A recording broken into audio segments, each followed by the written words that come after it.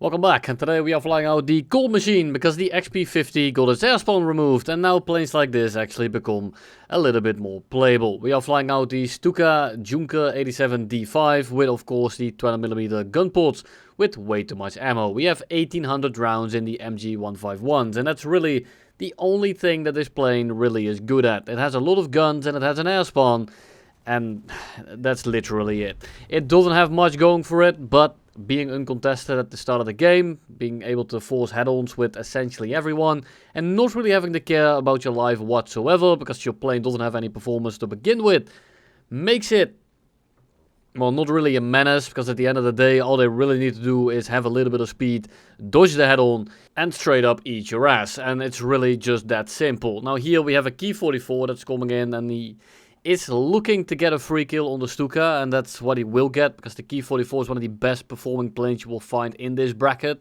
It's an absolute pain in the ass to deal with. Luckily, a lot of these guys that play these overpowered planes really like to play it so safe, because they are afraid to do anything. They are really afraid to die, and that actually gives me a little bit of a window. So here we pull in, we dodge his rounds, we roll into the direction that he is going to fly in. I get a shot here, but I'm not really able to line up my guns.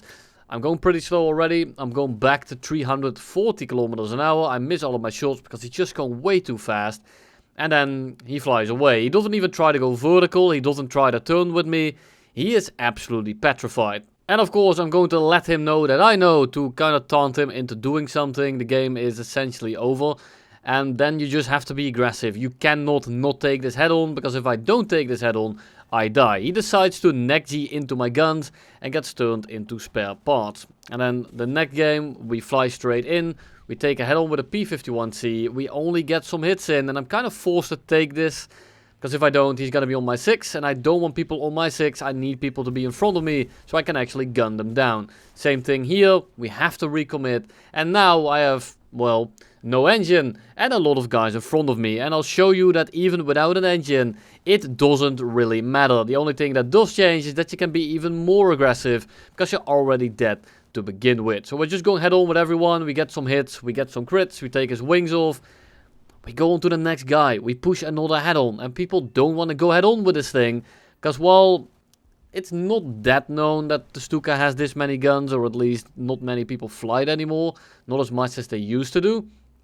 They still don't want to go head on with a bomber that they know they can kill if they simply just don't go head on with it. So a lot of people get a little bit scared, and that's good, because when they get scared they dodge the head on, and when they dodge the head on they're not shooting back at you, and if they're not shooting back at you, you can kind of just lay straight into them. And this is something that I talk about very often. Just having a lot of guns doesn't actually make your plane that good. What it does is that the enemy doesn't want to go head on with you. It doesn't want to engage you. And this gives you a lot of opportunities to just spray them down, especially with the airspawn. And this just goes to show you that even when you're flying an absolute shit boat of a plane, you can still get a lot of kills and clearly not die, because we made it till the end of the game. This plane isn't particularly great, but getting a lot of kills is very common, and you can mistake this for having a great vehicle. And in Araby, it is actually a pretty decent plane, so to speak. You can get very good results with it, but it's not the performance of the aircraft. It's really the inability of your enemies to actually just counter you properly, because all they need to do is just shoot a little bit back at you and then turn out. Just make sure that you don't go too slow into the head-on, and this thing is never going to kill you. And I'm gonna have plenty of examples of just what not to do. So we just went for the guy that was going vertical, not really anything special. The I-153 goes vertical for us here again, and I mean, he's just giving us a very free kill. I don't even have to worry about compressing, about the lack of roll rate, or the lack of pull at high speed, the lack of engine power. He's flying literally stationary into my gun. So of course I'm gonna have a good time just shooting him down. So for now I'm just gonna keep my altitude. Every little bit of altitude that I drop, I am not gonna be regaining. It doesn't have any speed, it doesn't have any retention, and it doesn't have any acceleration. So the altitude is the only thing you really have, and you want to cling onto it with your life, because you are gonna be stuck at 200 the entire match. So what you want to do is just kind of work your way top to bottom and make sure that you never go 200, because you are not regaining any of that energy whatsoever. You're also not going to be able to disengage from anyone, so having the drop on them is very important. Now here I see some guys below us, and I can't wait for that Yak-7, but I'm not going to be catching him anyway, so instead I'm going to opt to dive in here and try to get some kills and help my team out that way. The F2A gets shot down. We then continue straight to go for the P36. Am I a little bit overly aggressive? Yes, I am. But I know I can get another kill here. We get 2 kills in the singular pass. I'm going 500. I see that P63 and I know that I can go up over his nose. Another guy comes in. He misses us. That's the Yak-7 from earlier. And all we need to do now is fly up over his nose, stay out of his guns, and then try to get within his loop. Now, looking at the Yak-7, the Yak-7 isn't really giving chase just yet, so I'm just gonna stick it to this P63 and try to reverse him. Now, I'm in a position here where I can actually drop my landing flaps and just try to sit above his nose, and because he's going faster than us, we should be able to force the overshoot here, and that's exactly what we do. We line it up, we gun him down, and that is going to be another kill at 270 kilometers an hour. He is severed, he is going to be dying, and now we just look to go for the next guy. Now, what I can do here is fly away, disengage, but I want to kill this Yak-1 to help out my teammate and make sure that I don't get head-on or run up. From behind, we get another kill, and now everyone around us has ceased to exist. We still have that Yak-7, and he is kind of just sitting at altitude. He's not really engaging anyone. Makes it very annoying for a plane like this to actually do anything. So I'm just gonna fly underneath him and see if I can force a reversal. He's sitting right there. I'm just baiting him to come down. He's probably not gonna do it, but he might, because he might be desperate and he might see a bit of a bomber directly below him. So we just kind of cut off his flight path, and I mean, a little bit too predictable, and he flies straight into the ground. So we hit him with the nice one, and we go straight into the next game. Now here we have the Yak-9 flown by my Coxalong 07. Very true bestie, spit your shit for real. And unfortunately, we are going to shorten his cock by approximately 12 inches. So he is going to be going down, and then we just kind of disengage and wait for the furball to develop below us. I can't really engage anyone here. Just like I said earlier, you want to work top to bottom, and everyone co-elt or slightly below you, you just want to force a head-on with, because that's the only thing you really can do. So we go head-on here, we spray a bit of a cloud at him, we get another severe, and we just kind of continue on flying straight. There's one guy on our right, but I'm not too concerned about him, because I know that he can't really do anything. So I'm just going to keep my alt here and see if I can pounce on this group. I-16 flying directly ahead of us, and because of my teammate, I am not really able to go for him. The Stuka does compress a decent amount at like higher speeds, so I try to kind of sit behind him, try to loop on over, set myself up for the next pass, and the J-22 again flies directly underneath me. So I again delay my turn, wait to plant myself behind him, and then I should be getting a pretty easy shot, and the J-22 again turns into the one direction I cannot follow. This guy is making my life absolute hell, so I need to break off again, do a little bit of an high yo-yo, and try to get behind him yet again. But due to the way the J-22 is flying, I'm unable to help him out whatsoever. I'm not fast enough, I compress too much, and at high speed, this plane just isn't really aimable, which is what this entire plane is about. We explode the balls of the Chinese guy in the Yak-9, and we just go straight up into the stratosphere, which now apparently is at 1300 meters. We try to level out, we try to dive back down. The issue is that I am very slow, and I'm not really able to do anything here.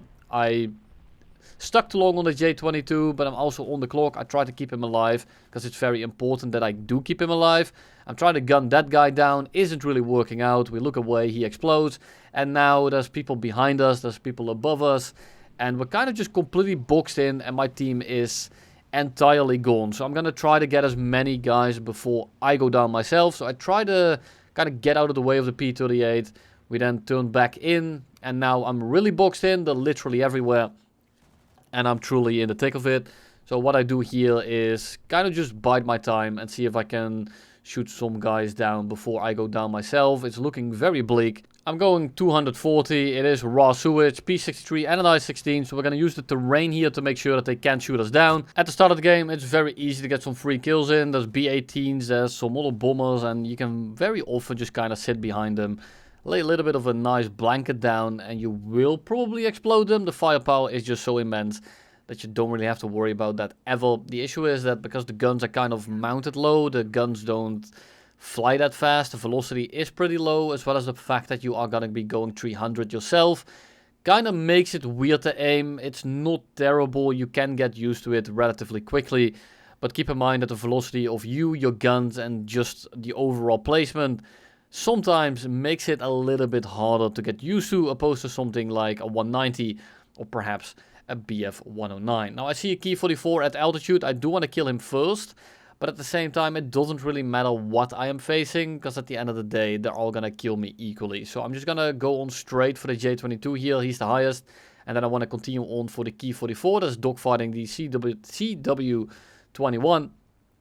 And this guy is just not paying attention. I missed the first little burst, and then the second one just evaporates his entire plane, which is of course always great to see. Key 44 is still stuck with the CW21, and I just want to close the gap as they are in the dogfight. And the CW21 is doing the right thing here. He's kind of keeping him occupied. He's going vertical. He's not diving away. He's not keeping the guy fast. He is making sure that I have the easiest time possible. And this is of course all a lie, because he is simply winning the dogfight. And then the Key 44 kind of flies in front of us, and we just implode his balls as well. We now have 3 kills. We haven't really done anything, but that's unfortunately kind of the name of the game when you're playing this thing, because the Stuka, it's not really about anything other than just going with the flow of the game and seeing how many guys you can kill before you go down yourself. And if you do an effective job at that and you get a little bit lucky with the matchmaker, you're gonna survive the game because you snowball it hard enough. Sometimes you get like 8 people on you at the start of the game. Just try to drag them all to the deck, and this way your team should have a very easy time winning overall. Even if you only kill a single guy, if you get like 7 of them directly on the ground level, your team is just gonna mop the floor with them. Most of the time your team is still gonna be able to throw it here and there, which is incredibly frustrating, but that's just how War Thunder goes sometimes. So here we have a Spitfire. I mean, we just hose him down, we almost ram his corpse, and now we are on the deck going 500, but it's gonna be very short-lived because I need to put a little bit of that speed into altitude in order to defend against the P39N as well as the F4U. So we're just gonna kind of sit here. I'm gonna build up my speed, quote unquote. I'm not gonna be going much faster than I'm going right now, but I do want to have a little bit more altitude, a little bit more speed, just so I can actually dodge their guns.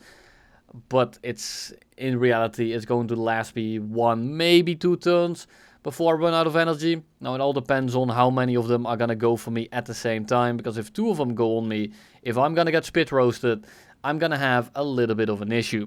Now luckily the P39 just fucks off, and I'm able to somewhat go fast in order to dodge this guy's gun. So we neck G a little bit, we make him roll, and then once he has kind of corrected his flight path, we readjust our own. The issue is that we are so slow that he has basically 10 minutes to shoot at us.